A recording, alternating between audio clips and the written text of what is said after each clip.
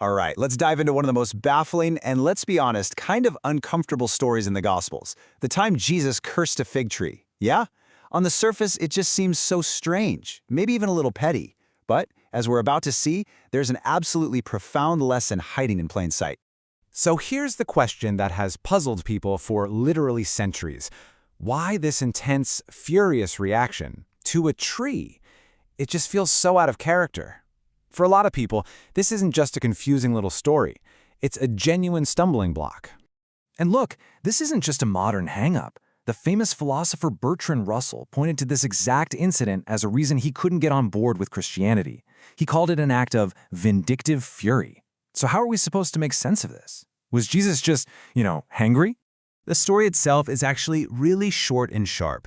Jesus is walking from Bethany to Jerusalem. He's hungry, and he spots a fig tree off in the distance that's full of leaves. So he goes over to it, hoping to find some fruit, but finds nothing. And then he says to it, "May no one ever eat fruit from you again." The very next day, his disciples walk by and see that the tree has totally withered, right from the roots up. And this is the detail that makes the whole thing so perplexing. The text explicitly says it wasn't the season for figs. So you've got Jesus punishing a tree for not doing something it was biologically impossible for it to do. It feels completely and totally unreasonable, unless, of course, something else is going on here. To solve this puzzle, we have to look at what happens immediately after Jesus confronts the tree. He doesn't just keep walking. He goes directly into the temple in Jerusalem. It turns out the key to understanding the tree is understanding what was happening inside the temple. See, to really get Jesus' frustration, we have to remember God's original plan for the temple. He quotes the prophet Isaiah, reminding everyone of its true purpose, to be a house of prayer for all nations. It was meant to be this incredible place where people from any country, any background, could come and connect with God, a symbol of radical welcome. But that is not what Jesus found, not even close. Instead of a house of prayer, he walked into what looked like a chaotic marketplace. He saw a whole system that had turned a sacred space into a commercial operation, what he called a den of robbers. The contrast was just shocking. The temple was meant to be a place of welcome, but it had become a place of exploitation. Pilgrims traveling from far away were being forced to exchange their money at crazy high rates and buy these overpriced animals for sacrifice. The very system designed to bring people closer to God had become a giant wall. And this is the part that is absolutely critical.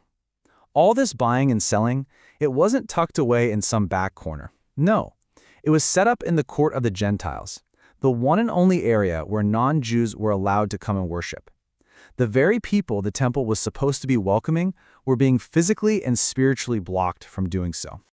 So you have these two stories, the tree and the temple. How on earth do they connect? Well, the author of the Gospel of Mark gives us this huge clue by structuring the narrative in a very, very specific way. You got to think of it like a story sandwich. Now, there's a fancy literary term for this. It's called a chiastic structure. But honestly, just thinking of it as a sandwich is perfect. You have story A, then story B right in the middle, and then you finish with story A again. The two outer pieces, the bread, are there to explain the meaning of the filling. So here's how it breaks down for us. The top piece of bread, story A, is Jesus cursing the fig tree. The filling, the meat of the story, is story B, the cleansing of the temple. And the bottom piece of bread is when the disciples discover the withered tree. The author wants us to read them as one single interconnected message. You have to eat the whole sandwich to get it. So this is the crucial point. The fig tree was an enacted parable. It had all the leaves, giving it this outward appearance of life and health. It looked fruitful, but on the inside it was barren. And this was a perfect, living metaphor for the temple. The temple had all the rituals, all the sacrifices, all the appearances of religion, but it was missing the true fruit of justice, mercy, and welcome. It was spiritually dead. So the withering of that fig tree, it wasn't just an angry outburst or a teaching moment, it was a prophecy in action. By causing the tree to wither right from its roots, Jesus was showing, not just telling, what was going to happen to the temple and the entire religious system it represented. It was a pronouncement of judgment. And this prophecy came true in a shockingly literal way. If you look at this timeline, just 4 decades later, in 70 AD, the Roman army sacked Jerusalem and burned the temple to the ground. The very judgment Jesus enacted on that tree was visited upon the institution it symbolized. The historian Josephus, who was an eyewitness, described the scene, and it is just horrific. He wrote about soldiers climbing over piles of bodies, blood flowing down the temple steps, and the whole city looking like it was on fire. That fruitless system came to a devastating final end. So where does that leave us? What's the takeaway? Well, this story is so much more than just a historical event. It's a timeless warning about the huge difference between the appearance of faith and the reality of it, the difference between leaves and fruit. So what can we pull from this? First, and this is a big one, outward appearances, those leaves, can be dangerously misleading. Second, God is looking for genuine fruit, things like justice and mercy and love, not just the empty performance of religion. Third, hypocrisy isn't just a minor flaw, it's a spiritual poison.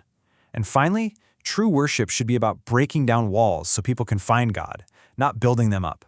And all of that leaves us with a really challenging question to carry with us. When we look at our own lives, our communities, our institutions, where do we see the vibrant green leaves of an impressive appearance, but a concerning and maybe even dangerous lack of actual fruit?